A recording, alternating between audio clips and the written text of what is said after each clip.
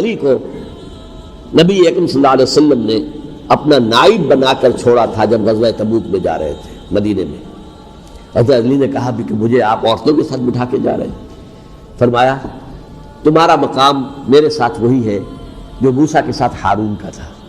ہارون کو چھوڑ کر گئے تھے نا یہودیوں کے پاس جب گئے تھے تورات لینے کے لیے, تو تمہارا وہی مقام ہے میرے ساتھ. تو یہ حضرت علی ہے رضی اللہ, ان کے بارے میں میرا ان کی کیا عظمت میری نگاہ میں. اس ضمن میں اس میں کوئی شک نہیں ہے حضرت حسین رضی اللہ تعالی عنہ کی جو شہادت ہوئی ہے, ان کے ساتھیوں کی, اعزاء و اقارب کی, تاریخ انسانی میں یہ عزم, ہمت, شجاعت, مثابرت, صبر, استقلال, استقامت, اس کی بہت روشن مثال ہے, بہت روشن مثال ہے, بہت روشن مثال ہے. لیکن اس سے تاریخ کی رفتار پر کوئی اثر نہیں پڑا. وہ جو ملوکیت آ گئی تھی وہ اور گہری سے گہری ہوتی چلی گئی. واقعہ کربلا کے بعد تو واقعہ ہررا ہوا میں نے گنوا دیا آپ کو, اس سے زیادہ تو میرے خیال میں کہ اور ہمارے لیے لائق شرم جو ہے وہ واقعہ ہے ہی نہیں اس پہلو سے. لیکن حضرت حسین کا ایک, اب ان کو یہ کہ میں مطلب یہ کہ اگر میں ان کے ہاتھ پر بیعت کر لیتا ہوں جو کہ اس وقت سامنے موجود تھے کہ یزید کی بیعت تمہارے ہاتھ پر کرتا ہوں, تو گویا کہ اپنے آپ کو سرنڈر کر دیتے. لیکن انہوں نے قتل کیا. اصل قاتلان کوفی, وہی سبائی.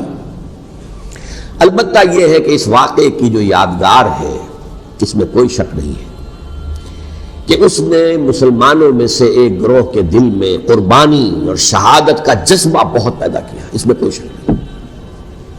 اور جس طریقے سے کہ عاشورہ محرم میں یاد منائی جاتی ہے, جس طریقے سے اس نے اہل تشیع کے اندر قربانی کا جذبہ بے انتہا پیدا کر دیا.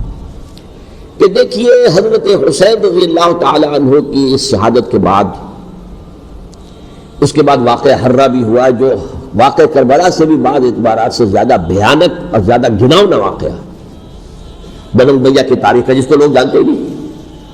مدینے کے کچھ لوگوں نے بغاوت کی اور انہوں نے اس کے خلاف فوج بھیجی, اور فوج کو جب مدینہ فتح کر دیا 3 دن کے لیے حلال کر دیا, جو چاہو کرو, یا جسے چاہو مارو, جسے چاہو لوٹو, جس کا گھر چاہو برباد کرو, جس عورت کو چاہو ریپ کرو. اور یہ مدینہ النبی کے اندر ہوا. تو کاٹ کھانے والی ملوکیت کے اندر بہت سے واقعات ہوئے. عبداللہ ابن زبیر کھڑے ہوئے, انہوں نے حکومت قائم کی تھی, لیکن یہ کہ وہ تو 6 سال کے لیے کامیاب بھی رہے, ایک حکومت قائم کی, بنو امیہ کے ہاتھ پر بیٹھ نہیں کی, بالآخر ان کی حکومت بھی ختم ہو گئی. پھر حضرت زید کھڑے ہوئے, انہوں نے بغاوت کی, وہ بھی ناکام رہ گئے.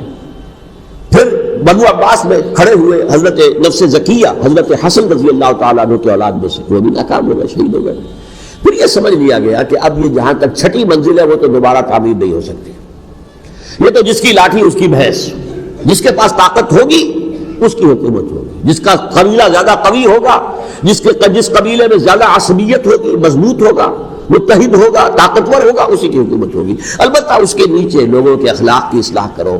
صوفیاء کرام نے وہ کام اپنے ذمے لیا, اور بالکل وہی کام ہے کہ جو ائمہ اہل بیت کرتے رہے.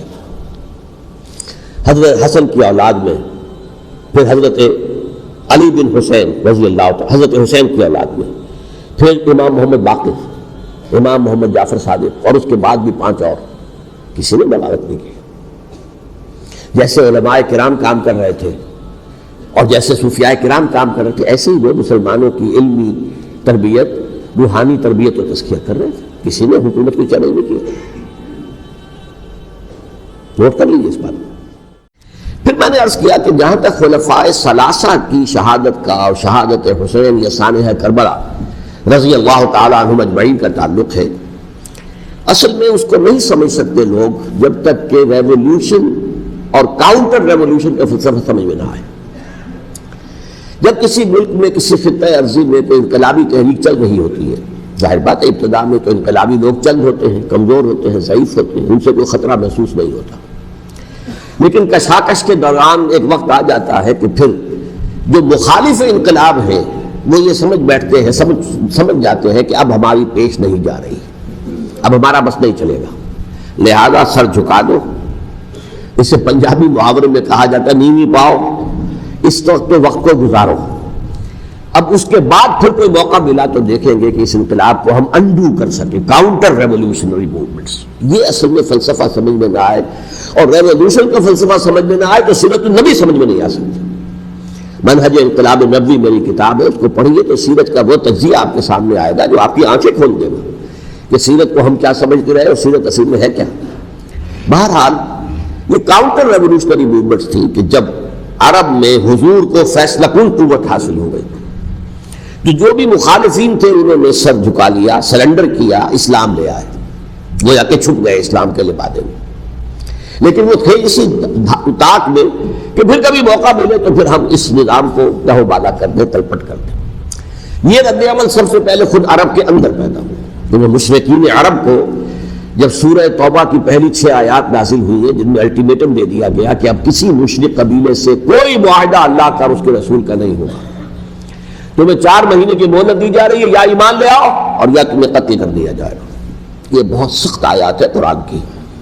سورہ توبہ کی ابتدائی 6 آیات. اور حضرت علی رضی اللہ تعالیٰ عنہ کا کہنا یہ ہے کہ اس آپ کو معلوم ہے کہ مصحف میں یہ واحد صورت ہے جس سے پہلے بسم اللہ الرحمن الرحیم نہیں لکھی بھی آپ کو نظر آتی. باقی 113 صورتوں کے شروع میں بسم اللہ الرحمن الرحیم ہے. تو کیا وجہ ہے یہاں کیوں نہیں ہے؟ حضرت علی کا فرمانا ہے کہ یہ صورت تو تلوار ہاتھ میں لے کر اتری ہے، اور بسم اللہ الرحمن الرحیم میں اللہ تعالیٰ کے 2 اسماء ہیں، الرحمن الرحیم. تو یہ گویا کہ اس سے متضاد صورتحال ہے کہ اب تمہارے لیے آخری موقع ہے، یا ایمان لے آؤ اور یا قتل کر دیے جاؤ. اس میں ایک تیسری گنجائش خود بخود نکلتی تھی، یا یہ ملک چھوڑ کر چلے جاؤ. اور ایسا بہت سے لوگوں نے کیا بھی، لیکن اکثر لوگوں نے گردن چکائی. لیکن رد عمل ظاہر ہوا. ایک تو مرتدین کھڑے ہو گئے جنہوں نے نئی نئی نبوتوں کو مان لیا. ایک مانعین زکوٰۃ کھڑے ہو گئے کہ ہم زکوٰۃ تمہیں نہیں دیں گے. یہ رد عمل تھا مشرک عرب کا، مشرکین عرب کا. اور حضرت ابو بکر رضی اللہ تعالیٰ عنہ کے دفتر فضائل کا یہ بڑا اہم باب ہے. ود این آئرن فسٹ، حالانکہ وہ بہت رقیق القلب، کمزور، ضعیف الجسہ انسان تھے، لیکن یہ کہ عظیمت کوہ ہمالا جو ہے ان کے اندر ظاہر ہوئی ہے. ود این آئرن فسٹ انہوں نے ان ساری جو رد عمل کی جو تحریکیں تھی انہیں کچھ نہیں کر رکھی، اور پھر پورے عرب کو گویا کہ اثر نو اس میں اسلام کے نظام کو کنسالیڈیٹ کر کے حضرت عمر کے حوالے کر دیا رضی اللہ تعالیٰ عنہ. حضرت عمر کے زمانے میں جو جنگیں ہوئی اس میں سلطنت روما جو ہے، جو اس وقت کی 2 سپر پاورز تھی، سلطنت روما، قیصر روم، ہیرقلیس، ہرقل تھا اس وقت کا جو رومی، جو قیصر روم تھا، حکمران تھا، شہنشاہ تھا، اور دوسری طرف ایرانی مملکت تھی، خسرو پرویز کا. لیکن یہ کہ عیسائیت کے ساتھ اسلام کا اس طرح کا تصادم نہیں ہوا تھا حضور کے زمانے میں، بلکہ نجاشی رحمۃ اللہ علیہ نے تو مسلمانوں کو پناہ دی تھی. مقوقس پیٹریارٹ جو تھے اس کے الیگزینڈریا کے، انہوں نے حضور کے جو نامہ مبارک گیا تھا اس کا بہت اکرام کیا، تکریم کی، تحفے بھیجے حضور کی خدمت میں. ہرقل نے بھی کوشش کی تھی کسی طریقے سے، جیسے کوئی 250 برس پہلے یا 300 برس پہلے، 300 برس پہلے جیسے کانسٹنٹائن جو ایمپرر تھا روم کا، اس نے عیسائیت قبول کی تھی اور ساری سلطنت عیسائی ہو گئی تھی، لہذا اس کی سلطنت باقی رہی، اس کی حکومت باقی رہی. اسی طرح ہم سب مسلمان ہو جائیں، لیکن اس میں وہ ناکام ہو گیا. لیکن یہ کہ کوئی اس نے کنفرنٹیشن نہیں کی حضور سے. البتہ ایران کا معاملہ یہ تھا کہ اس کے پخچے اڑ گئے. اس نے حضور کے نامہ مبارک کو چاک کیا تھا. حضور نے فرمایا جب اطلاع ملی کہ اس نے اپنی سلطنت کو چاک کر دیا ہے، اس کے ٹکڑے کر دیے. بہرحال وہاں رد عمل شدید تھا، اور ایرانی جان لیجئے کہ ان کے اندر بہت اسٹرانگ نیشنلزم ہے، آج بھی ہے اسٹرانگ نیشنلزم. لہٰذا ان کے ہاں رد عمل شدید تھا. ان کی تو سلطنت ختم ہو گئی، نسیہ منسیہ ہو گئی، وجود نہیں رہا.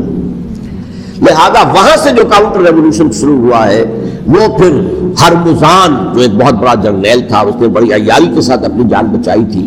بڑا دلچسپ واقعہ ہے کہ وہ یعنی کنڈیمڈ تھا اسلامی حکومت کی طرف سے، خلافت کی طرف سے، کہ وہ جہاں بھی پایا جائے اس کو قتل کرنا ہے. حضرت عمر کی عدالت میں لا کے پیش کیا گیا. حضرت عمر نے کہا یہ واجب القتل ہے، قتل کر دو. اس نے کہا اچھا مجھے ذرا پانی پلا دیجیے. حضرت عمر نے فرمایا ٹھیک ہے بھائی پانی لاؤ، پانی دے دو. پانی کا کٹورا کہ مجھے پہلے ضمانت دیجیے کہ جب تک میں یہ پانی نہ پی لوں مجھے قتل نہیں کیا جائے گا. ہاں ہمارا وعدہ ہے. اس نے وہ کٹورا پھینک دیا پانی کا، کرو مجھے قتل کیسے کرو گے، میں نے وہ پانی تو نہیں پیا. اس سے اپنے آپ کو بچایا اس نے. بہرحال آپ اختلاف کر سکتے ہیں کہ حضرت عمر کو اس عذر کو قبول نہیں کرنا چاہیے تھا، لیکن بہرحال ان کی اپنی مروت اور شرافت تھی کہ اپنے وعدے کا پاس کیا.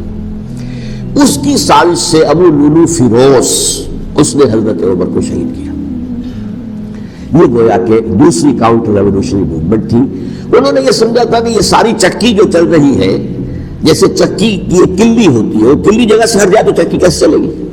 یہی بات حضرت علی نے فرمائی تھی حضرت عمر سے رضی اللہ تعالی عنہما. جب شام کے محاذ پر کچھ پسپائی سی ہو رہی تھی تو حضرت عمر نے ارادہ کیا میں خود جاؤں گا محاذ پر اور کمانڈ کروں گا.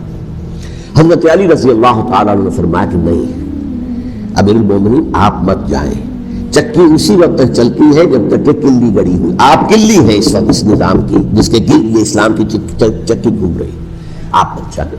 لہٰذا حضرت عمر نے ان کی بات مانی، اس قدر صائب مشورہ ہمیں دیا تھا.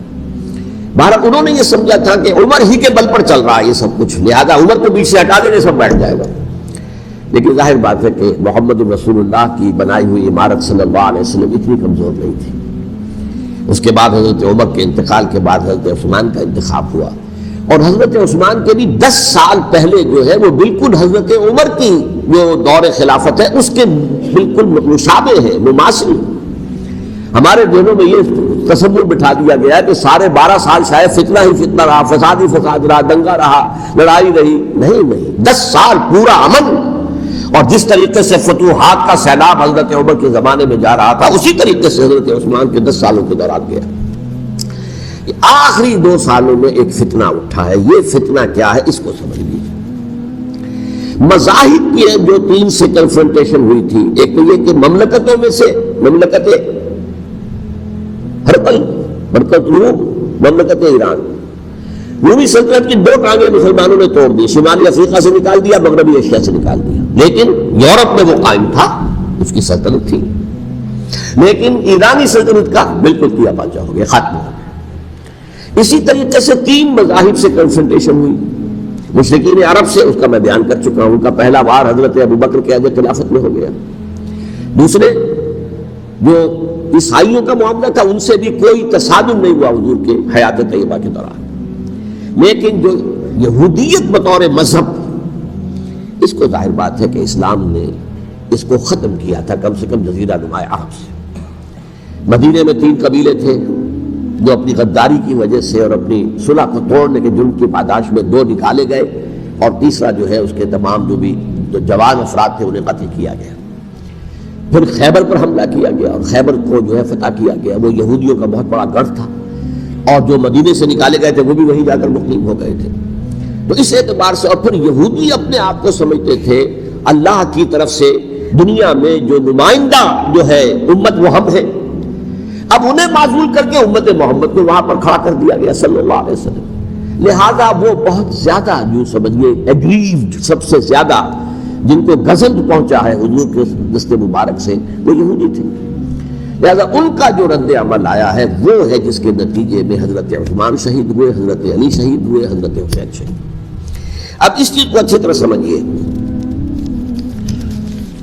یہ جو رد عمل ہے یہ ایک شخص کے ذریعے سے آیا، اور اسی لیے بعض لوگ یہ سمجھتے ہیں کہ یہ خامخواہ کی کہانی ہے. کیا ایک آدمی اتنا بڑا کام کر سکتا؟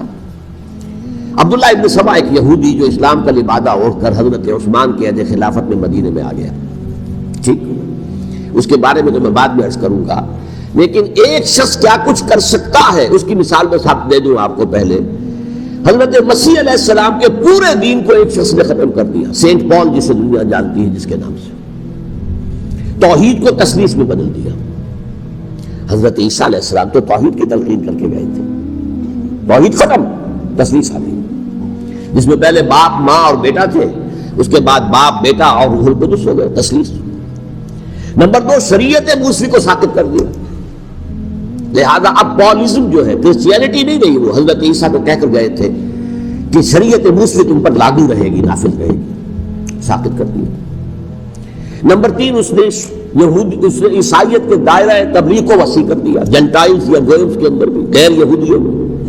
حالانکہ حضرت مسیح کہہ کر گئے تھے کہ تمہیں صرف یہودیوں سے خطاب کرنا ہے، اور میں صرف اسرائیل کے گھرانے کی کھوئی ہوئی بھیڑوں کی تلاش میں آیا.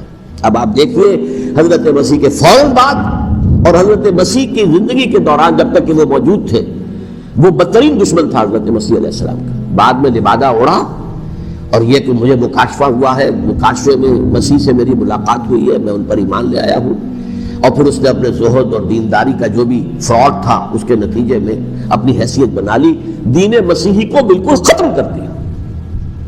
آج کہاں ہے وہ دین مسیحی؟ دی 100 کے مصنف نے بھی صاف لکھا ہے کہ جب تک حضرت مسیح دنیا کے اندر موجود تھے، عیسائیت کی حیثیت یہودیت نے ایک فرقے سے زیادہ نہیں تھی. یہودیوں کا ایک فرقہ، ایک جماعت بس. یہ سینٹ پال ہے جس نے اسے ایک مستقل مذہب کی حیثیت اختیار کی ہے. تو it should be called Paulism، اور یہ ایک آدمی کا کارنامہ. اسی طریقے سے یہ تو ہو گیا حضرت مسیح کے فوراً بعد، رفع سماوی کے فوراً بعد. 1500 برس کے بعد ایک تحریک چلی ہے یورپ کے اندر، اصلاح مذہب، اور اس کی پشت پر بھی یہودی ذہن تھا. یہودی ذہن نے عیسائیت کو 2 حصوں میں تقسیم کر دیا، کیتھولک اینڈ پروٹیسٹنٹس، اور پروٹیسٹنٹس کو اپنا اعلی کار بنایا. یہ ایک علیحدہ مضمون ہے جس پر میں تفصیل میں نہیں جانا چاہتا. میری کتاب بھی موجود ہے اس موضوع پر، سابقہ اور موجودہ مسلمان امتوں کا ماضی، حال و مستقبل، اس میں میں نے تفصیل بیان کی. یہ جو تقسیم ہوا ہے تو وہ پہلی بات ایک یہودی، جیسے کہ علامہ اقبال نے، مارکس بھی تو ایک یہودی تھا نا. تو ابلیس کی مجلس شورا میں بڑا پیارا شعر ہے، وہ یہودی فتنہ گر، وہ روح مصدق کا بروز، ہر قبا ہونے کو ہے اس کے جنون سے چاک چاک. یہ ایک یہودی فتنہ گر مارکس نے وہ تصور دنیا کو دیا جس نے عظیم انقلاب برپا کیا روس کے اندر، بولشوک ریولوشن، اور جو پھر آدھی دنیا میں پھیل گیا. آج سے 50 سال پہلے امریکہ کانپتا تھا، روس کے سامنے کھڑا ہوا کانپ رہا تھا، اس لیے کہ روس سائنٹیفک ترقی میں امریکہ سے بہت آگے تھا. اس کے ایسٹروناٹ پہلے گئے ہیں خلا کے اندر، امریکہ تو بہت پیچھے تھا. بہرحال اس نے جس طریقے سے USSR کا خاتمہ کرایا ہے وہ ایک علیحدہ بات ہے، میں اس وقت اس طرف نہیں جانا چاہتا. لیکن جان لیجئے کہ وہ ایک شخص کا کارنامہ، وہ یہودی فتنہ گر، وہ روح مصدق کا بروز، ہر قبا ہونے کو ہے اس کے جنون سے تار تار. اسی طرح وہ عبداللہ ابن سبا، یہودی فتنہ گر. آج اہل تشیع میں سے بعض حضرات کہتے ہیں کہ یہ عبداللہ ابن سبا یہ تو افسانوی شخصیت ہے، اس کی حقیقت کوئی تھی ہی نہیں. حالانکہ ان کی اپنی کتاب میں رجال کشی کے اندر اس کا ذکر موجود ہے، اور یہ بھی موجود ہے کہ حضرت علی رضی اللہ تعالیٰ عنہ نے اپنے عہد خلافت میں اسے زندہ جلوایا ہے. اس کی وجہ کیا تھی؟ یہ آیا مدینے کے اندر اسلام کا لبادہ اوڑھ کر، اس نے چند عقیدوں کی اشاعت شروع کی. سب سے پہلے حضرت علی تو خدا ہے، گاڈ انکارنیٹ، اوتار کا تصور، جیسے ہندوؤں میں ہے رام چندر جی خدا کا اوتار، اور عیسائیت میں بھی پہلے گاڈ انکارنیٹ کا تصور تھا کہ حضرت مسیح خدا کا اوتار ہے، انکارنیشن آف گاڈ. تو اس نے کہا کہ حضرت علی تو خدا کا اوتار ہے، خدا ہے. نمبر 2، اس نے کہا کہ ہر نبی کا ایک وصی ہوتا ہے جس کے حق میں وہ وصیت کرتا ہے. تو حضور صلی اللہ علیہ وسلم کی وصی حضرت علی ہے، لہذا خلیفہ تو اول روز سے حضرت علی ہے، حضرت ابو بکر، حضرت عمر، حضرت عثمان، یہ تو غاصب ہے. اور حضرت عثمان کی خلافت تھی اس وقت تو خاص طور پر. پھر اس نے جو قبائلی عصبیت تھی اسے بھڑکایا. پرانی جو عصبیت چل رہی تھی قریش کے اندر، وہ 2 گھرانے ایک دوسرے کے مد مقابل تھے. دیکھیے، ایک ہوتا ہے قبیلہ، ایک ہوتا ہے گھرانہ. ہمارے پنجاب میں ایک قبیلہ ہے وٹو قبیلہ، اس کے گھرانے بہت سے، مانے کے، لالے کے، سجے کے، شامت کے، یعنی کوئی لالا تھا ان میں سے بڑا، ان کے بیٹے ہو گئے لالے کے، ان کی اولاد، خاندان یہ کہلاتے ہیں. قبیلہ ایک، یہ وٹو قبیلہ. تو قبیلہ تھا قریش، اس میں گھرانے بہت تھے، بنو ہاشم، بنو امیہ، بنو تیم، بنو عدی، یہ بہت سے گھرانے تھے. تو چوٹی کے 2 گھرانے جو تھے وہ بنو ہاشم اور بنو امیہ، ان کے درمیان چپقلش تھی، مقابلہ، مسابقت. اور یہ مسابقت فی الخیر بھی ہوتی تھی. اگر انہوں نے غریبوں کو کھانے کھلائے ہیں تو ہم ان سے بڑھ کر کھلائیں گے، اگر وہ حاجیوں کی خدمت کرتے ہیں تو ہم ان سے بڑھ کر کریں گے. تو ان کے اندر یہ مسابقت بالخیر کی تھی، لیکن چپقلش تھی کہ کوئی ہم سے آگے نہ نکل جائے، وہ سمجھتا تھا وہ آگے نہ نکل جائے. پر اس شخص نے اس پرانی عصبیت کو تازہ کیا کہ حضور تو بنو ہاشم میں سے تھے، لہذا خلافت حق ہے بنو ہاشم کا، یہ غاصب ہے. اس سے پہلے 2 خلفاء جو تھے وہ نہ بنو ہاشم سے تھے نہ بنو امیہ سے تھے. حضرت ابو بکر بنی تیم میں سے تھے، چھوٹا قبیلہ تھا. حضرت عمر بنی عدی میں سے تھے، وہ بھی چھوٹا قبیلہ تھا. یہ حضرت عثمان پہلے خلیفہ جو بنو امیہ میں سے تھے، جن کی پرانی چپکلش بنو ہاشم سے تھی. اب اس کو موقع مل گیا کہ پرانی قبائلی عصبیت کو بھڑکائے. یہ ہے اصل میں اس فتنے کا پس منظر عبداللہ ابن سبا نے جو آ کر پھیلایا ہے. اور اس کی تفصیل میں اس وقت میں نہیں جا سکتا، کیسے یہ فتنہ پروان چڑھا، کیا انہوں نے اسٹریٹجی اختیار کی. کہ یہ کیا کرتے تھے، گروہ بنا کر بھیجتے تھے لوگوں کو، کوفے میں جاؤ تو وہاں پر دمشق کے گورنر کے خلاف اور مصر کے گورنر کے خلاف الزامات لگاؤ، اس نے یہ کیا، وہ غبن کر گیا، وہ یہ کر گیا، وہ خیانت کر رہا ہے، وہ رشتہ داروں کو پال رہا ہے. اور عثمان کے خلاف بھی تقریریں کرو رضی اللہ تعالیٰ عنہ. دمشق میں جاؤ تو کوفے کے گورنر کے خلاف، کیونکہ دمشق کے گورنر کے خلاف بات کرو گے تو لوگوں کو معلوم ہوگا کہ یہ جھوٹ بول رہے ہیں. لیکن یہ کہ وہاں تو تم بات کرو کوفے کے گورنر کے خلاف اور مصر کے گورنر کے خلاف اور حضرت عثمان کے خلاف. مصر میں جاؤ تو بات کرو کوفے کے اور شام کے گورنر کے خلاف اور حضرت عثمان کے خلاف. یہ انہوں نے ایسا اٹھایا. اور اس زمانے میں آپ کو معلوم ہے ذرائع رسل و رسائی تھے نہیں، نہ اس فتنے کی پتہ چل سکا جب تک کہ وہ فتنہ جو ہے پوری طرح برگو بار لا کر تراور درخت نہیں بن گیا. اس کے نتیجے میں حضرت عثمان رضی اللہ تعالیٰ عنہ شہید ہوئے، اور خلیفہ پھر حضرت علی رضی اللہ تعالیٰ عنہ کو انہی سوائیوں نے، جنہوں نے گھیراؤ کیا تھا، جنہوں نے حضرت عثمان کو شہید کیا ہے، یہی حضرت علی رضی اللہ تعالیٰ عنہ کے ارد گرد ہو گئے. اور حضرت علی رضی اللہ تعالیٰ عنہ بھی نہیں چاہتے تھے خلافت کی بیعت لینا، لیکن آخر کیا کرتے؟ کیا وہ امت کو بغیر خلیفہ کے چھوڑ دیتے؟ حضرت زبیر سے کہا گیا، انہوں نے نہیں مانا، رد کر دی بات.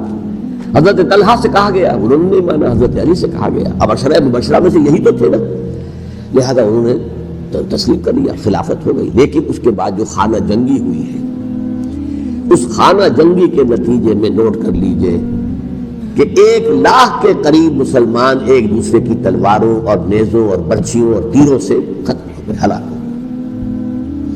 یہ ہماری تاریخ کا تاریخ ترین باب ہے. 5 سال، 4.5 سال حضرت علی کی خلافت کے اور 6 مہینے حضرت حسن کی خلافت کے رضی اللہ تعالیٰ عنہ. اس سے کیا ہوا کہ ایک طرف تو اسلام کی جو توسیع ہو رہی تھی، تھمتا نہ تھا کسی سے سیل رواں ہمارا، وہ سیلاب رک گیا. انٹرنل سیبوٹاج ہو گئی نا، اب تو اندر ہی آپسی میں اگر دست و گریبان ہو گئے تو باہر اب کیا توسیع کرتے ہیں. وہ توسیع کا عمل رک گیا.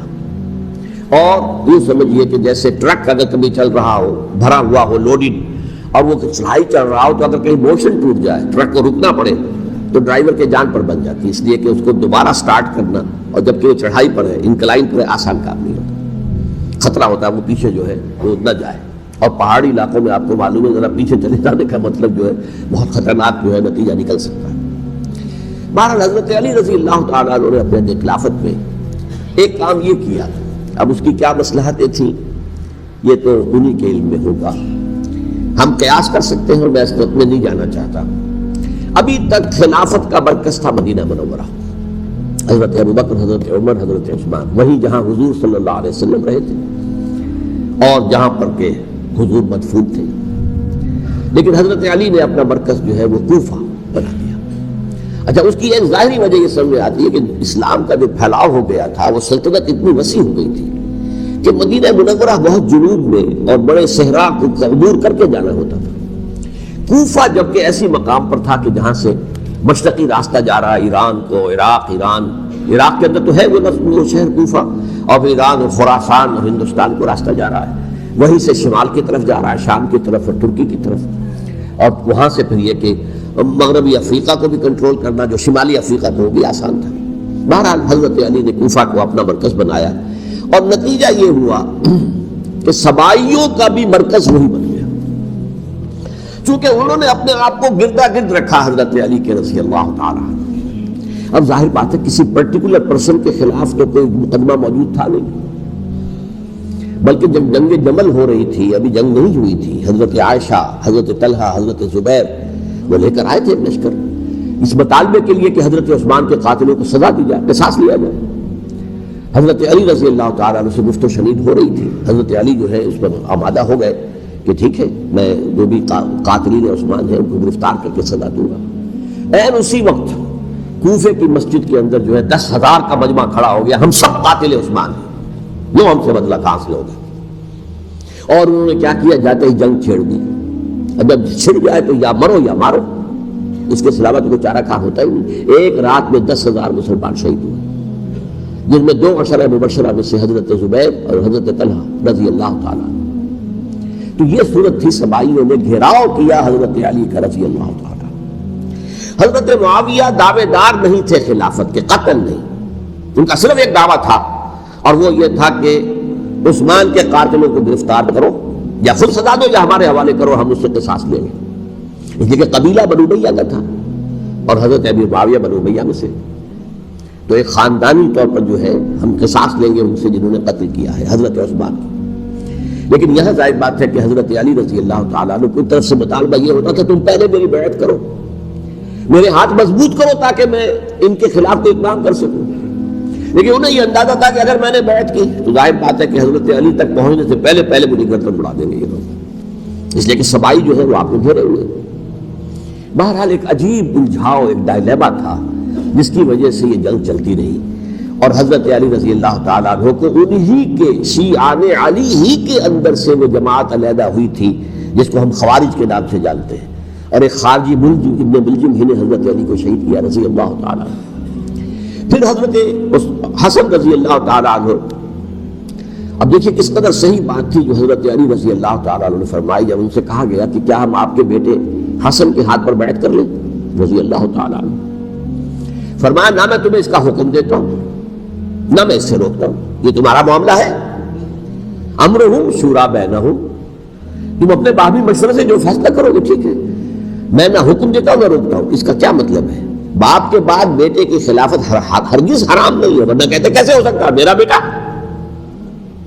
نہیں، یہ نہیں کہا۔ حضرت عمر سے بھی کہا گیا تھا کہ اپنے بیٹے کو نامزد کر دیں، عبداللہ ابن عمر کو، تو انہوں نے جواب میں کیا کہا؟ اسے تو طلاق دینی بھی نہیں آتی۔ انہوں نے اپنی کسی زوجہ کو طلاق دی تھی اور اس میں جو صحیح ترین طریقہ ہے وہ اختیار نہیں کیا تھا، انہیں طلاق دینے تک نہیں آتی تو میں اسے خلیفہ بنا لوں۔ یہ نہیں کہا تھا کہ باپ کے بعد بیٹا خلیفہ نہیں ہو سکتا، یہ تو نہیں تھا، کہیں حرام نہیں ہے، نہ کتاب و سنت میں، نہ کوئی حدیث ہے، نہ کہیں قرآن مجید میں۔ تو حضرت علی نے بھی فرمایا رضی اللہ تعالی، نہ میں روکتا ہوں نہ حکم دیتا ہوں، یہ تمہارا اپنا معاملہ ہے۔ بہرحال حضرت حسن رضی اللہ تعالی عنہ نے حضرت امیر معاویہ سے صلح کر لی، خلافت ان کو سپرد کر دی۔ دیکھیے میں حضرت ابوبکر، حضرت عمر، حضرت عثمان، حضرت علی کے ساتھ حضرت حسن کے دور خلافت کو بھی خلافت راشدہ میں سے سمجھتا ہوں، اور تبھی 30 سال پورے ہوتے ہیں اس حدیث کے مطابق کہ حضور نے فرمایا خلافت 30 برس رہے گی پھر ملوکیت آ جائے گی۔ تو حضرت حسن کا بہت بڑا کارنامہ یہ ہے کہ اس خانہ جنگی کا دروازہ بند کر دیا، اور یہ پیشن گوئی تھی حضور کی صلی اللہ علیہ وسلم حضرت حسن کو، جو بچے تھے حضور کے انتقال سے پہلے، میرا یہ بیٹا مسلمانوں کے 2 گروہوں میں صلح کرائے گا، یہ حضور کی پیشن گوئی تھی، اور وہ پیشن گوئی حضرت حسن کے علم میں بھی ہوگی یقیناً۔ بہرحال انہوں نے صلح کی حضرت امیر معاویہ کے ساتھ رضی اللہ تعالیٰ عنہ، خلافت ان کے حوالے کر دی، اور کچھ شرائط تھی طے ہو گئی، اللہ خیر صلی۔ حضور کی تو یہ پیشن گوئی جو ہے صحیح ثابت ہوئی کہ میرا یہ بیٹا مسلمانوں کے 2 بڑے گروہوں کے درمیان صلح کرا دے گا، اور سبائیوں نے انہیں تعنے دیے، یا عار المومنین، اے مومنوں کے لیے موجب عار، موجب شرم، تم نے بزدلی دکھائی، تم نے امیر معاویہ کو خلیفہ تسلیم کر لیا، تم نے بزدلی دکھائی، معاذ اللہ ثم معاذ اللہ ثم معاذ اللہ۔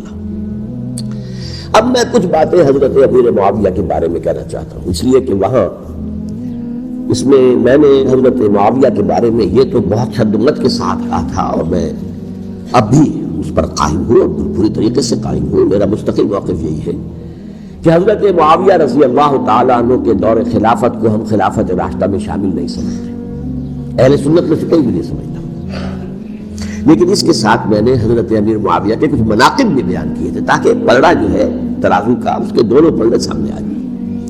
لیکن یہ کہ وہ حصہ میرے اس بیان کا نکال دیا گیا، ختم کر دیا گیا، یہ میں نہیں جانتا کہ اس میں کیا مصلحت دیکھی گئی ہے، اس میں تو کسی کے لیے کوئی معاملہ ایسا نہیں تھا کسی کے جذبات کو جو ہے وہ ٹھیس پہنچانے والا، کیونکہ میں نے کہا وہ خلیفہ راشد نہیں تھے، صاف میں نے کہا، بلکہ وہ دور ملوکیت کا آغاز ان سے ہو گیا ہے۔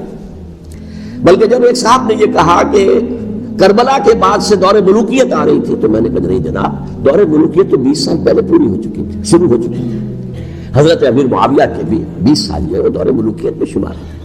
انہیں کسری العرب بھی کہا گیا، عرب کے کسریٰ، جو شہنشاہ ایران کا خطاب تھا، حضرت معاویہ رضی اللہ تعالیٰ عنہ کو کسری العرب کہا گیا، عرب کا کسریٰ یہ۔ لیکن دوسری طرف یہ ہے کہ وہ صحابی رسول ہیں رضی اللہ تعالیٰ، حضور کے برادر نسبتی بھی ہیں، حضور کے سالے ہیں، ان کی ہمشیرہ ام حبیبہ حضور کی زوجہ محترمہ ہے، ام المومنین ام حبیبہ رضی اللہ تعالیٰ عنہ۔ پھر کس قدر معتمد علیہ تھے حضور کے کہ کاتبان وحی میں شامل تھے، وحی کی کتابت کرنے والے چند لوگ تھے جنہیں کہ حضور کہتے تھے کہ اب یہ آیت لکھ لو، ان میں سے ایک امیر معاویہ بھی رضی اللہ تعالیٰ۔ تو بڑے توازن کی ضرورت ہے۔ دیکھیے صحابہ کرام کا جہاں تک تعلق ہے، اہل سنت کا موقف یہ ہے کہ صحابہ تو کلہم عدول، صحابہ سب کے سب نیک نیت ہے، اور ان کی روایت جو ہے قبول کی جائے گی، رد نہیں کی جائے گی، ان پر کوئی جرح و تعدیل نہیں ہوگی، اس لیے کہ ان کا تزکیہ محمد رسول اللہ صلی اللہ علیہ وسلم نے کیا تھا۔ لہذا یہ تو ہو سکتا ہے کہ کسی صحابی سے کوئی خطا ہو جائے، لیکن وہ خطا اجتہادی ہوگی، نیت کی خطا نہیں ہوگی، نیت کی غلطی نہیں ہوگی۔ اگر کسی صحابی کی نیت پر حملہ کیا جائے تو یہ اصل میں طعن ہے، حملہ ہے حضور پر کہ وہ تربیت دے نہیں سکے اپنے ساتھیوں کو، معاذ اللہ ثم معاذ اللہ ثم معاذ اللہ، وہ تزکیہ کر ہی نہیں سکے۔ 3 جگہ جو قرآن میں آیا ہے یتلو علیہم آیاتہ ویزکیہم، تو کیا تزکیہ کیا؟ اگر ان کے قریب ترین ساتھی جو تھے، اگر ان کے اندر بھی بدنیت ہی تھی اور دنیا کی طلب تھی اور دنیا کے اندر اقتدار حاصل کرنے کا جذبہ تھا، تو پھر کیا تزکیہ کیا؟ معاذ اللہ ثم معاذ اللہ۔ لہذا صحابہ سب کے سب عدول ہیں اور ان سے اختلاف ممکن ہے، لیکن ان کی نیت پر حملہ نہیں ہو سکتا۔ تو حضرت امیر معاویہ کی شخصیت ایک چیز ہے، آپ کا دور خلافت دوسری چیز ہے۔ شخصیت کے اعتبار سے صحابی رسول ہیں، برادر نسبتی ہیں حضور کے صلی اللہ علیہ وسلم، اور پھر یہ کہ اس قدر معتمد علیہ ہے صحابہ میں سے کہ وہ کاتبان وحی، یہ عام آدمی کے کرنے کا کام نہیں تھا جو وحی کی کتابت کرے، اللہ کے کلام کی۔ البتہ یہ ہے کہ جیسا کہ میں نے عرض کیا، ان کا دور خلافت راشدہ نہیں ہے، وہ ملوکیت کا دور ہے۔ یہ میں نے جیسے عرض کیا، میں نے ایک صاحب نے جب یہ کہا کہ ملوکیت شروع ہو رہی تھی، میں نے کہا شروع نہیں ہو رہی تھی، ملوکیت تو 20 سال پہلے شروع ہو چکی تھی۔ اسی طریقے سے ایک صاحب نے کہا تھا کہ اسلام کو قائم کرنے کے لیے حضرت حسین میدان میں آئے، میں نے کہا یہ بھی غلط ہے، اسلام تو 60 سال پہلے قائم ہو چکا تھا، نبی اکرم صلی اللہ علیہ وسلم کے دستے مبارک سے اسلام قائم ہو گیا، جعل الحق وزهق الباطل ان الباطل کان زهوقا، پھر 30 برس تک وہ کامل شکل کے اندر قائم رہا۔ تو اسلام جو ہے وہ جو ہے در حقیقت اب قائم کرنے والی بات نہیں تھی، البتہ اس کے اندر زوال شروع ہو گیا تھا، اس زوال کے عمل کو روکنے کے لیے حضرت حسین میدان میں آئے۔ تو یہ چیز کو صحیح تاریخی پرسپیکٹو میں رکھنا، تو جس طرح سے دین کو قائم کرنے کے لیے دیکھیے قائم تو کیا محمد رسول اللہ صلی اللہ علیہ وسلم والذین معہ رضی اللہ تعالیٰ عنہ، انہوں نے کیا تھا۔ ہاں اب جو ہے وہ اپنی اس شاندار حیثیت سے نیچے گرنے لگا تھا، وہ میں بعد میں عرض کروں گا کہ میں نے اسے کیا عرض کیا تھا کہ یہ اس زوال کو روکنے کے لیے کسی طریقے سے یہ اپنی اصل حقیقت پہ قائم رہے، یہ حضرت حسین رضی اللہ تعالیٰ عنہ کے سعی تھے۔ اچھا، حضرت امیر معاویہ کے جو 20 سال ہیں وہ پورے امن، سکون، اطمینان، کوئی جھگڑا، کوئی فساد، کوئی اختلاف، کوئی باہمی فانہ، کچھ 20 سال۔ یہ بھی تاریخ کی بڑی چشم کشا حقیقت ہے جو عام طور پر لوگوں کے علم میں نہیں ہے۔ سبائی بھی دبتے رہے، حضرت امیر معاویہ کی حکومت اتنی مضبوط تھی، کنٹرول، کہ ان کو کچھ سر اٹھانے کا موقع نہیں ملا، موجود تھے دبکے رہے۔ جیسا کہ میں نے کہا ریولوشن کے آخری مرحلے پر آ کر جو مخالفین ہیں وہ دب جاتے ہیں کہ پھر دیکھیں گے موقع ملے گا تو پھر لیں گے ان سے حساب کتاب۔ 20 سال رہے ہیں پورے امن کے، 10 سال کے بعد یعنی درمیان میں ہے حضرت امیر معاویہ کا عہد خلافت۔ ایک صحابی جو کہ بزرگ صحابہ میں سے ہے، مغیرہ ابن شعبہ رضی اللہ تعالیٰ عنہ، وہ آتے ہیں، وہ کہتے ہیں کہ دیکھیے امیر المومنین، کتنی بڑی خانہ جنگی رہی تھی مسلمانوں کی آپس میں، اور اب بھی اگر آپ کسی کو نامزد کیے بغیر چھوڑ گئے امت کو تو پھر خانہ جنگی ہو جائے۔ 1 لاکھ اس وقت جو ہے وہ ہلاک ہوئے تھے، نہ معلوم اب کتنے ہلاک۔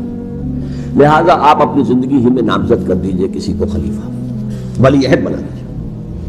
حضرت امیر معاویہ نے ابتداً جو ہے انکار کیا نہیں، لیکن ان کے دلائل ایسے تھے وزنی، اور میں سمجھتا ہوں کہ وہ بات صحیح تھی جو مغیرہ ابن شعبہ نے کہی، اس لیے کہ اب صحابہ کرام میں سے جو کبار صحابہ تھے وہ تو سب دنیا سے رخصت ہو چکے تھے، اب تو یا صغار صحابہ رہ گئے تھے جو حضور کے زمانے میں بچے تھے، حضرت حسن، حضرت حسین، عبداللہ ابن زبیر، یہ بچے تھے نا، یا تو وہ تھے، اور یا بالکل نو مسلم تھے، اور نو مسلموں میں بڑی تعداد وہ تھی جو ایرانیوں کی تھی، شامیوں کی تھی، ادھر کی تھی، تو ان کو تو ظاہر بات ہے کہ تربیت نبوی سے کیا خلافت راشدہ سے بھی اکثر و بیشتر کو کوئی حصہ ملا ہی نہیں۔ تو اس صورت میں اب وہ اعلیٰ ترین معیار پر حکومت کے نظام کو قائم کرنا ممکن نہیں ہے۔ کوئی قبائلی عصبیت جب تک حکومت کی پشت پر نہیں ہوگی، حکومت مستحکم نہیں ہوگی۔ یہ گویا کہ ایک جس کو کہتے ہیں کہ حقیقت بینی، واقعیت پسندی، ایک آئیڈیالزم ہے اور ایک ریئلزم ہے کہ آپ فیکٹس آن دی گراؤنڈ کو غور کریں، سوچیں اس کے اوپر اور پھر کوئی فیصلہ کریں۔ اس اعتبار سے پھر حضرت امیر معاویہ نے بات مان لی اور بیعت لے لی لوگوں سے حضرت یزید کے لیے کہ یہ خلیفہ ہوں گے میرے بعد، اس کو ولی عہدی کہتے ہیں۔ اچھا، اس وقت 5 افراد ایسے تھے کہ جنہوں نے اس سے اختلاف کیا، یہ بات بہت اہم ہے۔ میرا کتاب چاہے سانحہ کربلا، اس کے کچھ نسخے آج یہاں ہوں گے، آپ لوگ پڑھیے اسے غور سے اور پھیلائیے تاکہ حقیقت سامنے آئے۔ 5 افراد کون تھے جو ہونے چاہیے؟ ابو بکر فوت ہو گئے، ان کے بیٹے عبد الرحمن ابن ابی بکر، عمر فوت ہو گئے، ان کے بیٹے عبداللہ ابن عمر، عباس فوت ہو گئے، ان کے بیٹے عبداللہ ابن عباس، زبیر فوت ہو گئے، ان کے بیٹے عبداللہ ابن زبیر، اور حضرت حسن جو ہے ان کا انتقال ہو چکا تھا، حضرت علی کے بیٹے حضرت حسین رضی اللہ تعالی عنہ اجمعین۔ حضرت حسن کے بارے میں ایک فریق کا کہنا یہ ہے کہ انہیں زہر دے کر ہلاک کیا گیا، اہل تشیع کا قول یہ ہے، جبکہ اہل سنت کہتے ہیں کہ نہیں، وہ اپنی جو بھی طبی وہ موت تھی اس سے ان کی وفات، لیکن میں اس میں نہیں جانا چاہتا، اس لیے کہ یہ مائکرو ہسٹری جو ہے نا، وہ تو ایک ایک واقعے کے لیے ادھر کی روایات کیا، ادھر کی کیا ہیں، ان کے پاس کیا دلائل، یہ تو کسی ریسرچ اسکالر کا موضوع، میرا موضوع نہیں ہے۔ لیکن بہرحال یہ 5 حضرات تھے جنہوں نے ولی عہدی کی بیعت نہیں کی، لیکن حضرت معاویہ اتنے حلیم الطبع انسان تھے، انہوں نے جبر نہیں کیا، کوئی تشدد نہیں کیا۔ ٹھیک ہے، ولی عہدی کی بیعت نہیں کر رہے، کوئی بات نہیں، میری بیعت تو کی ہوئی ہے نا، ابھی تو میں زندہ ہوں، بات ختم ہو گئی، میری بیعت کو تو نہیں توڑا انہوں نے، فسخ بیعت نہیں کی۔ اس اعتبار سے انہوں نے نہ کوئی تشدد کیا، نہ جبر کیا، نہ کوئی مواخذہ کیا۔ لیکن جب امیر معاویہ کا انتقال ہو گیا، اب ولی عہدی کی بجائے وہ اب خلافت کی بیعت کی، سب لوگوں نے بیعت کر لی۔ ان 5 میں سے ایک فوت ہو چکے تھے، حضرت عبد الرحمن ابن ابی بکر فوت ہو چکے رضی اللہ تعالی، 4 تھے، ان 4 میں ایک اختلاف ہوا۔ 2 کی رائے یہ تھی، عبداللہ ابن عمر، عبداللہ ابن عباس، کہ اگرچہ یہ کام غلط ہوا ہے، کہ اسلام کی روح کے منافی ہوا ہے، یہ بادشاہت کی بنیاد پر رہی ہے، لیکن یہ بات ایسی نہیں ہے کہ اس کی بنا پر ہم خانہ جنگی شروع کروا دیں، امت کے اندر خون خرابہ کروائیں، فساد کروائیں، لہذا انہوں نے بیعت کر لی۔ اب کوئی اگر یہ کہے معاذ اللہ کہ وہ بک گئے تھے یزید کے ہاتھوں، معاذ اللہ ثم معاذ اللہ، وہی بات آپ اختلاف کر سکتے ہیں کہ انہیں نہیں کرنی چاہیے تھی، یہ کوئی رائے رکھے، مجھے اختلاف نہیں، لیکن ان کی نیت پر حملہ کریں گے تو حملہ محمد رسول اللہ پر ہوگا صلی اللہ علیہ وسلم۔ عبداللہ ابن عمر کون ہے؟ کتنی حدیثیں ان سے جو ہے وہ منقول ہیں۔ عبداللہ ابن عباس کون ہے؟ جنہیں حضور نے جو ہے ان کے لیے دعا کی تھی، اے اللہ فقہہ فی الدین وعلمہ التاویل، اے اللہ اس نوجوان کو دین کا فہم عطا کر اور قرآن کی تاویل اور تفسیر کا علم عطا کر، حبر الامہ کہلاتے ہیں۔ وہ کہیں پیسوں اور ٹکروں کے عوض بن جانے والے نہیں تھے، انہوں نے امت کی مصلحت دیکھی، نیت جو ہے اس پر حملہ نہ کیجیے، البتہ اختلاف کا حق آپ کو حاصل ہے۔ 2 حضرات جو ہے ڈٹے رہے کہ نہیں، ہمیں کم وقت میں ریزسٹ کرنا ہے۔ عبداللہ ابن زبیر عمر کے اعتبار سے وہ بڑے ہیں، مسلمانوں میں سب سے پہلے ولادت مدینے میں جا کر جو ہوئی ہے وہ عبداللہ ابن زبیر کی ہوئی ہے۔ ہجرت کر کے جب مہاجرین وہاں پہنچے، کچھ عرصے تک کسی کے ہاتھ کوئی اولاد نہیں ہوئی، تو لوگوں نے تانے دینے شروع کر دیے کہ معلوم ہوتا ہے کہ یہاں آ کر یہ مکے کے رہنے والے جو ہیں کمزور ہو گئے ہیں، ان کی اولاد ہی نہیں ہو رہی۔ پھر عبداللہ ابن زبیر کی ولادت ہوئی ہے، یہ حضرت ابو بکر کے نواسے ہیں، حضور کی زوجہ محترمہ حضرت عائشہ کی بہن حضرت دیکھیے ابھی نام نکل گیا ہے جی، حضرت اسماء رضی اللہ تعالی عنہ عنہما، یہ ان کے ساتھ جاتے ہیں، حضرت زبیر کے بیٹے. ان کا فیصلہ ہوا کہ ہمیں رجسٹ کرنا ہے کم وقت میں، ایٹ اینی کاسٹ. حضرت حسین ابن علی رضی اللہ تعالی عنہما کا بھی فیصلہ ہوا کہ ہمیں رجسٹ کرنا ہے کم وقت میں. البتہ ان دو بھی ایک اختلاف ہو گیا، یعنی یہ دو تو جڑے رہے، ان دو میں اختلاف ہو گیا.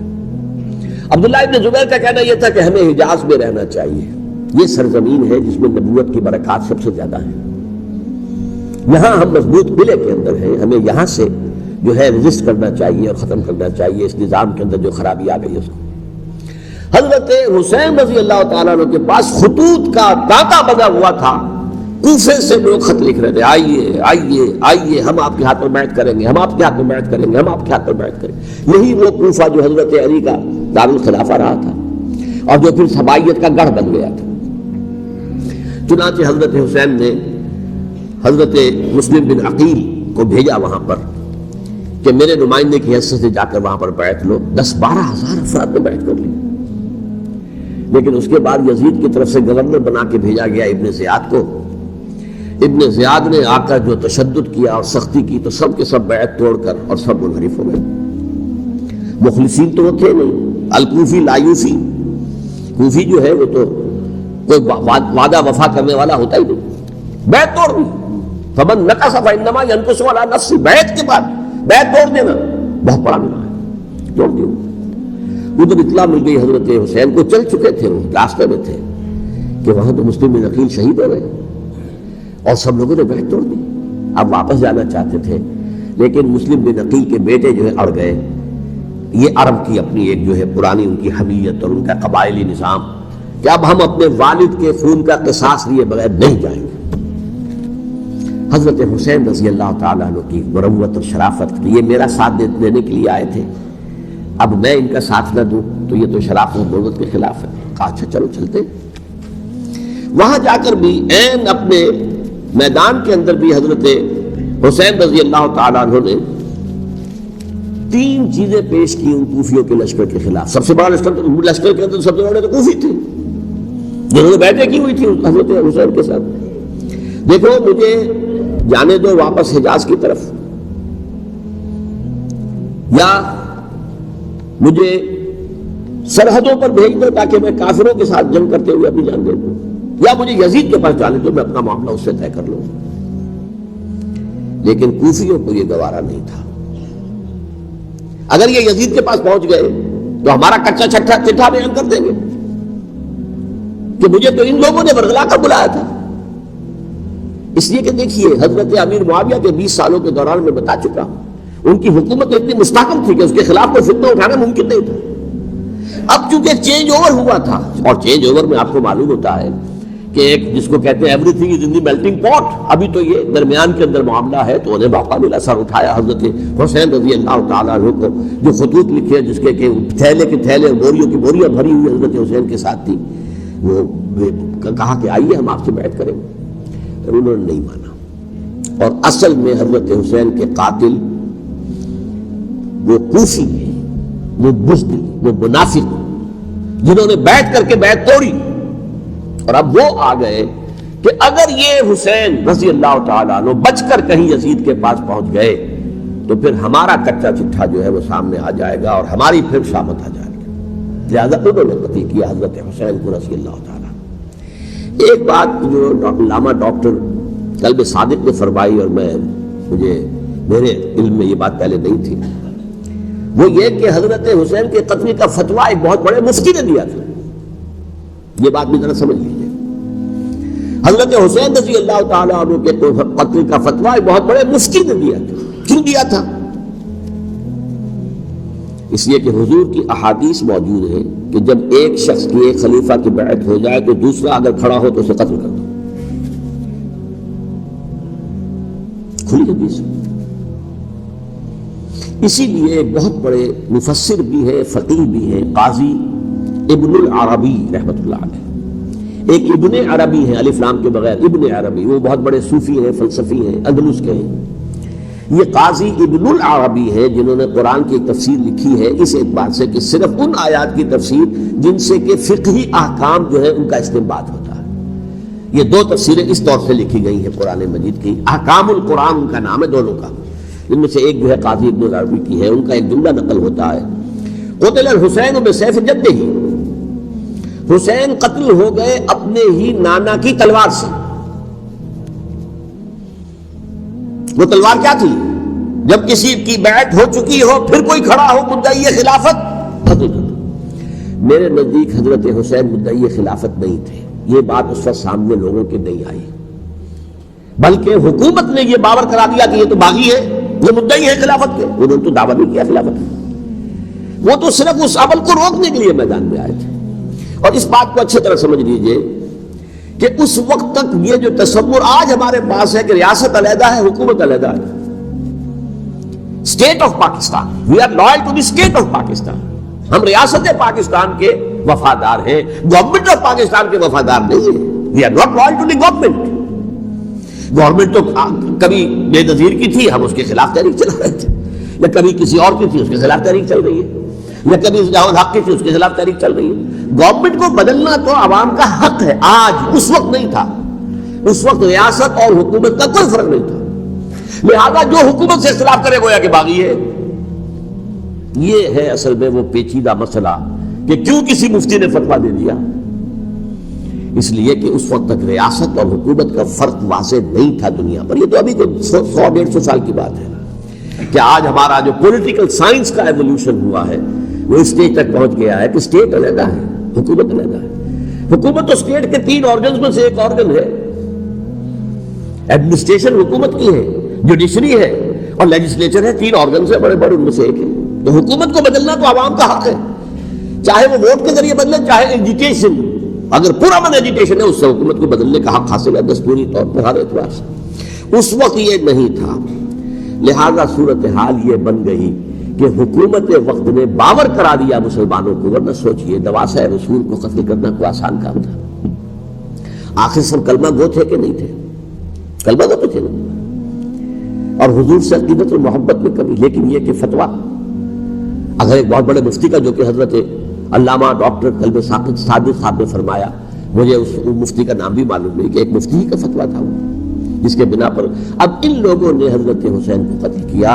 اور یہی وجہ ہے کہ انہوں نے پھر خیموں کو بھی آگ لگا دی. وائی؟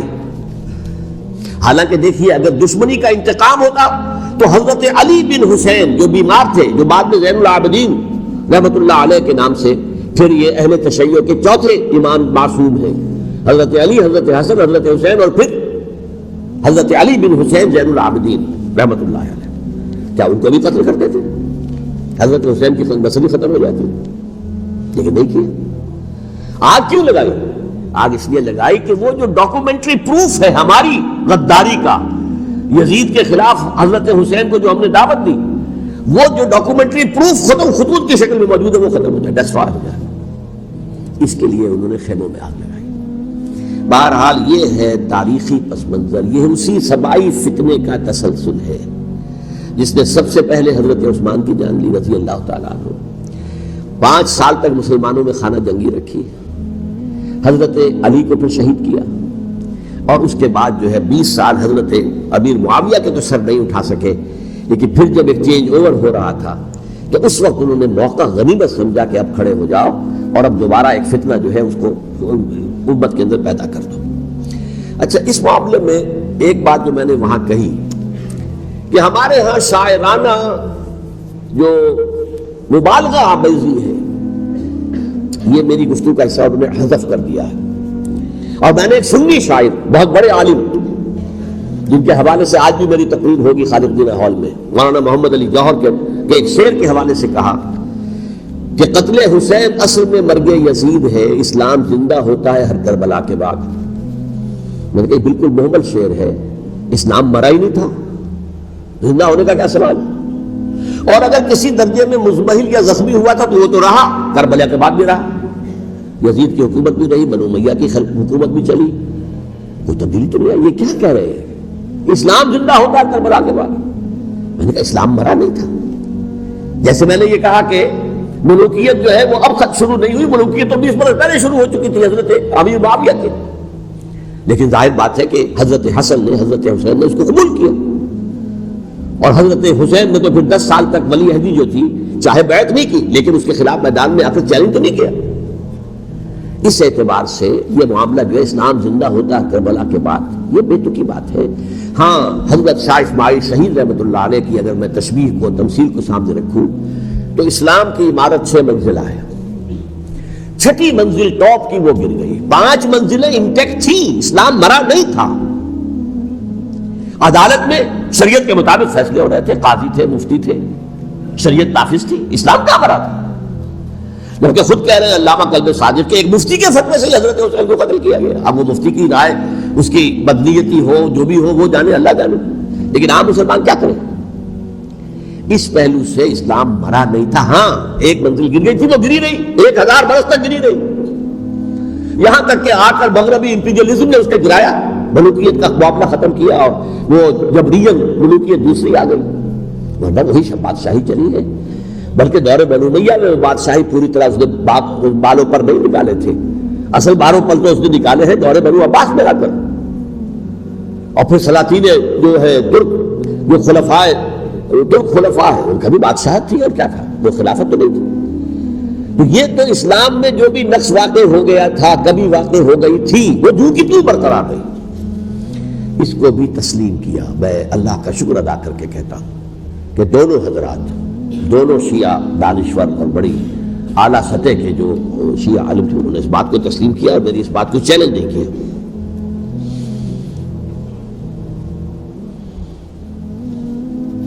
اصل میں تیسری بات میں نے یہ کہی کہ دیکھیے حضرت حسین رضی اللہ تعالی عنہ کی اس شہادت کے بعد، اس کے بعد واقعہ حرہ بھی ہوا، جو واقعہ کربلا سے بھی بعض اعتبارات سے زیادہ بھیانک اور زیادہ گھناؤنا واقعہ بنو امیہ کی تاریخ ہے، جس کو لوگ جانتے ہی نہیں. مدینہ کے کچھ لوگوں نے بغاوت کی اور انہوں نے اس کے خلاف فوج بھیجی، اور فوج کو جب مدینہ فتح کر دیا 3 دن کے لیے حلال کر دیا، جو چاہو کرو، یہاں جسے چاہو مارو، جسے چاہو لوٹو، جس کا گھر چاہو برباد کرو، جس عورت کو چاہو ریپ کرو.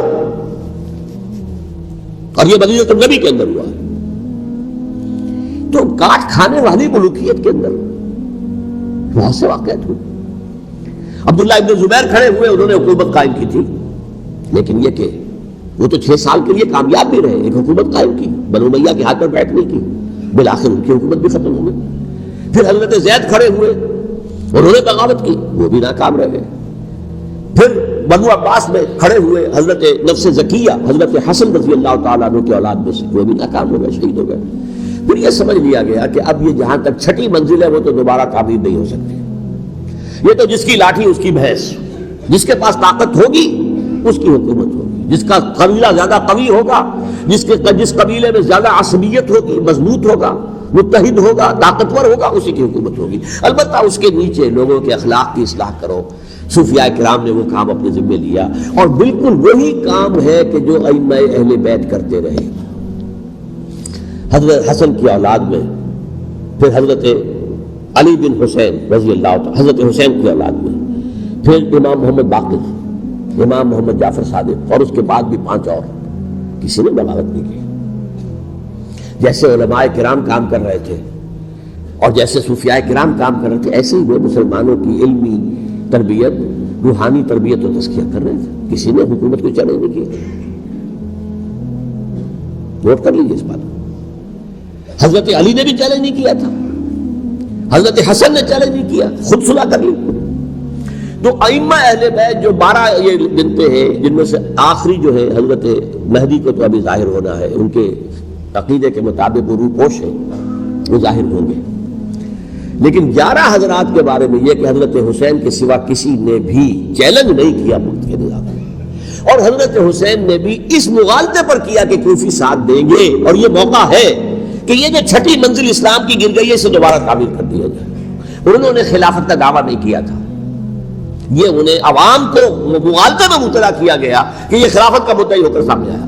جیسا کہ میں نے آپ سے کہا تھا، امیر معاویہ نے حضرت علی کے عہد خلافت میں کبھی خلافت کا دعویٰ نہیں کیا، مدعی خلافت نہیں تھے وہ. وہ تو یہ کہتے تھے کہ قاتلان حسین جو ہے قاتلان عثمان کو سزا دو، قصاص دو، بس۔ اسی طرح حضرت حسین نے بھی، اب دیکھیے اس ضمن میں اس میں کوئی شک نہیں ہے، حضرت حسین رضی اللہ تعالی عنہ کی جو شہادت ہوئی ہے، ان کے ساتھیوں کی، اعزاء و اقارب کی، تاریخ انسانی میں یہ عزم، ہمت، شجاعت، مثابرت، صبر، استقلال، استقامت، اس کی بہت روشن مثال ہے، بہت روشن مثال ہے، بہت روشن مثال ہے، لیکن اس سے تاریخ کی رفتار پر کوئی اثر نہیں پڑا۔ وہ جو ملوکیت آ گئی تھی وہ اور گہری سے گہری ہوتی چلی گئی۔ واقعہ کربلا کے بعد تو واقعہ ہر ہوا میں نے گنوا دیا، اس سے زیادہ تو میرے خیال میں کہ اور ہمارے لیے لائق شرم جو ہے وہ واقعہ ہے ہی نہیں اس پہلو سے۔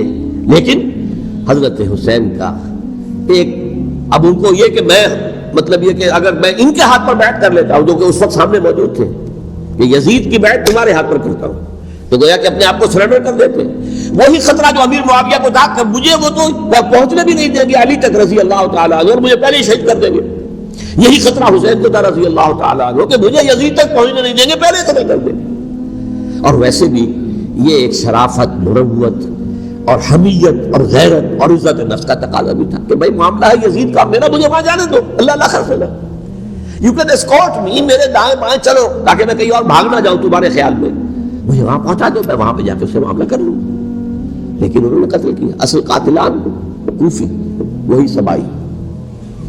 البتہ یہ ہے کہ اس واقعے کی جو یادگار ہے اس میں کوئی شک نہیں ہے کہ اس نے مسلمانوں میں سے ایک گروہ کے دل میں قربانی اور شہادت کا جذبہ بہت پیدا کیا، اس میں کوئی شک نہیں۔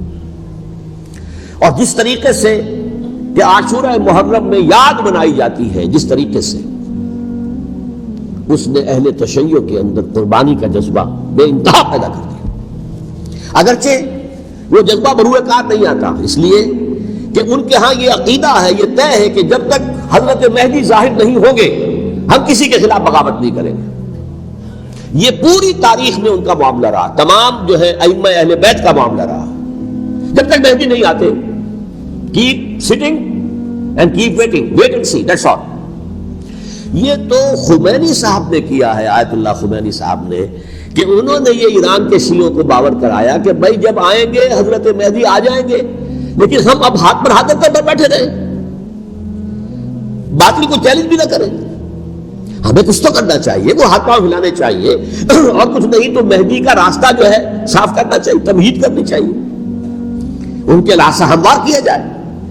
تو یہ ان کی بڑی عظمت ہے آیت اللہ خمینی صاحب کی کہ اہل تشیع ایران کے جو ہے ان سے انہوں نے یہ بات منوا لی کہ ہم بالکل انرٹ نہیں بیٹھے رہیں گے، بلکہ اپنے نائب امام قرار دے کر اور ولایت فقیہ کے فلسفے کے حوالے سے، یہ دو چیزیں ان کی جو ہے بنیادی فلسفے کی ہیں، وہ اس وقت میرا موضوع نہیں ہے، انہوں نے عوام کو ایسا کھڑا کیا ہے کہ 20,000 سے لے کر 30,000 کے درمیان انسانوں نے جانے دی، عورتوں کے جلوس نکلے، شیرخوار بچہ گود میں ہے عورت کے اور گولی کھا رہی ہے اور مر رہی ہے، گر رہی ہے۔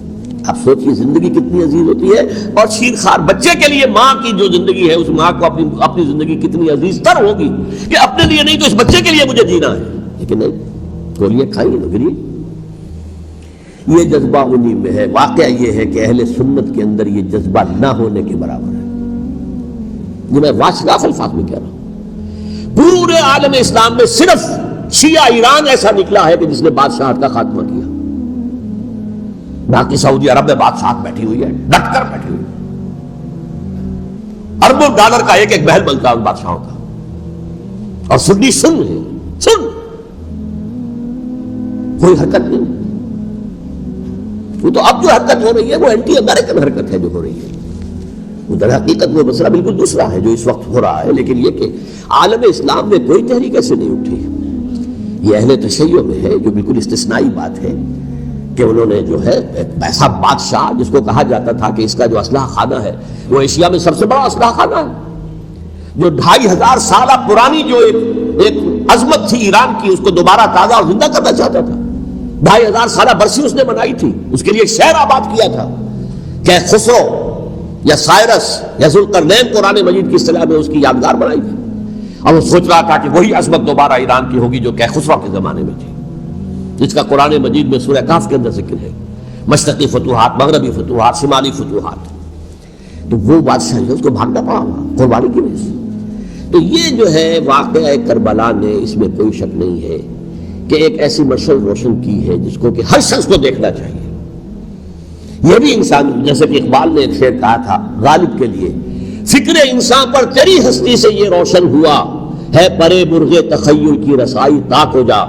تو فکر انسان پر حضرت حسین کی قربانی سے یہ واضح ہوا ہے کہ انسان کس حد تک جا سکتا ہے قربانی دینے کے لیے اپنے کسی مقصد کے لیے۔